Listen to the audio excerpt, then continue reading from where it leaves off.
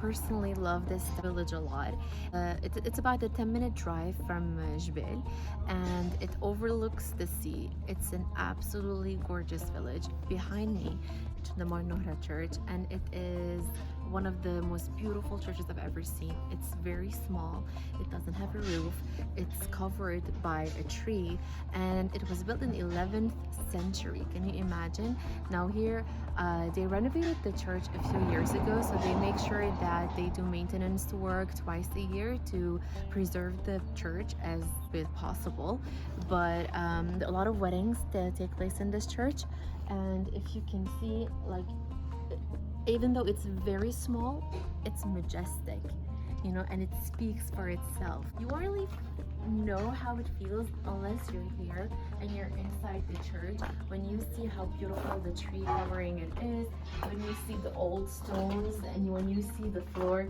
I really think it's a special place.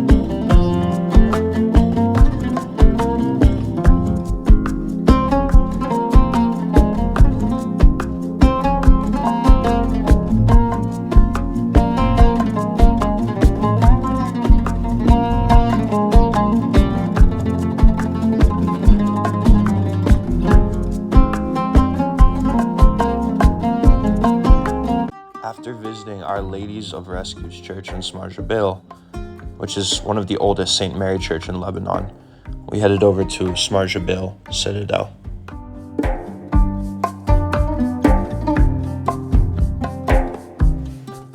So the Citadel is actually just a short walk away from the church.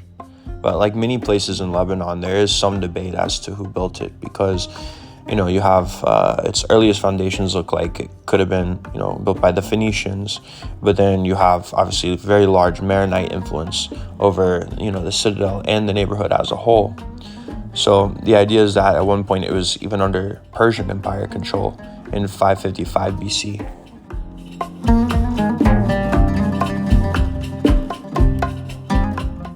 Today, the views are still incredible, but at one point, the castle had a main tower showing the entire Mediterranean coast from Juni to Tripoli.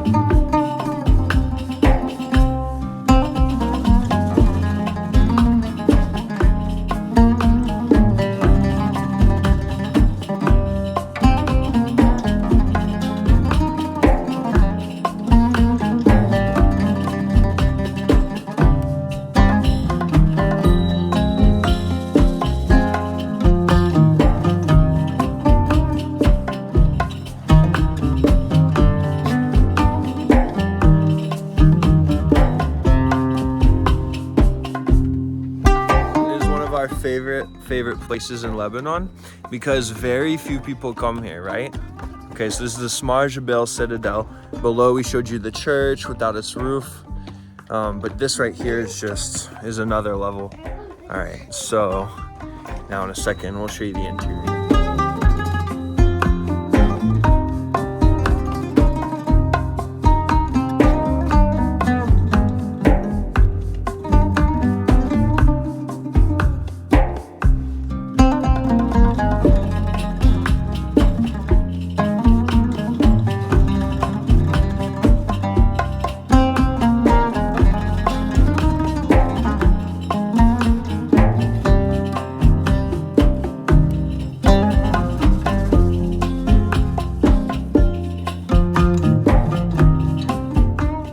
Smar Jbeil Citadel has many wells built into the rocks, and at one point, supposedly at least, had many tunnels connecting the castle to the neighboring valleys.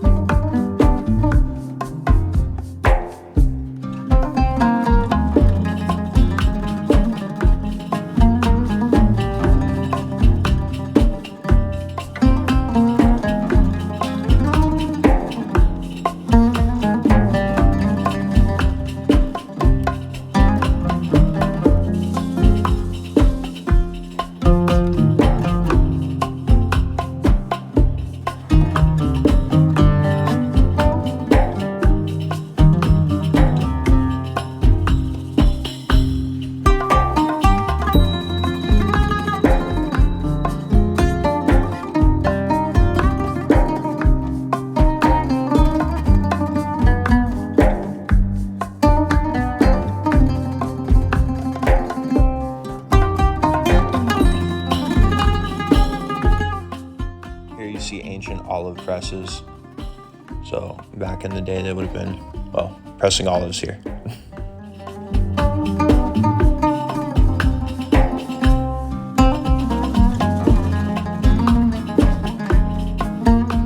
Along a path on the backside of the citadel, like a opposite end of the entrance, you'll see all these different rock cut tombs. There's probably about, I don't know, 3 or 4 of these with different spaces in them.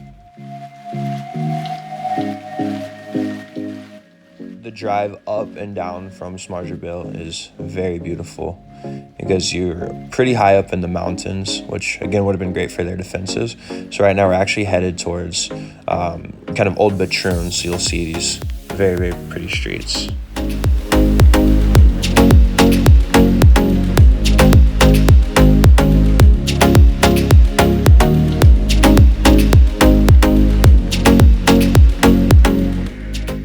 First stop in Batroun, which is a coastal city in northern Lebanon. It's actually said to be one of the oldest Canaanite Phoenician cities in the country. Was actually St. Stephen's Church.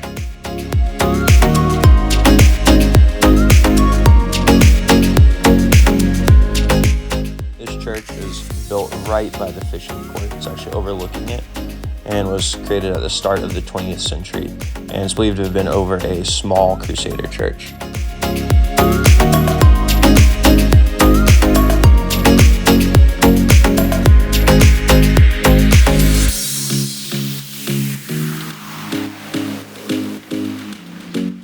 Watching some of our other content on Byblos, which is the world's oldest continuously inhabited city.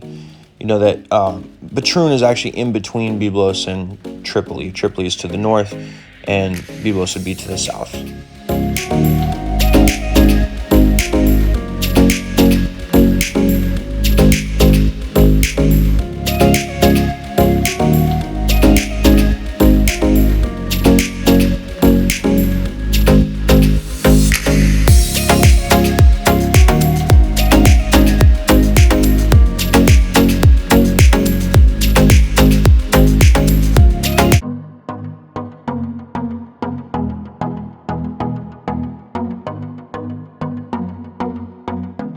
Lastly, we made a final stop at Mariolino, which is located in Batroun's old souks. It's kind of thought of as a little bit of a hidden gem. And, in our case, we tried to, eat healthy this night, which is maybe not the smartest choice considering that this place has some of the best pizzas in Batroun. But we also came here for the ambience because it's kind of set up like, has that traditional Lebanese architecture.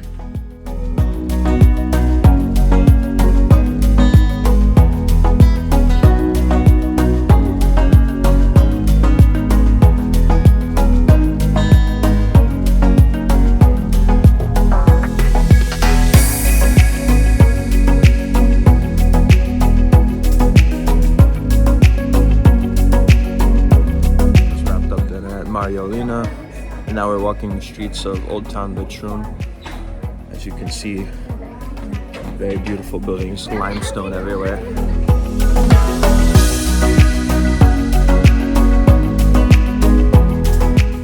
As always, thank you so much for watching our content and for going on this tour of Batroun and just, hanging out with us.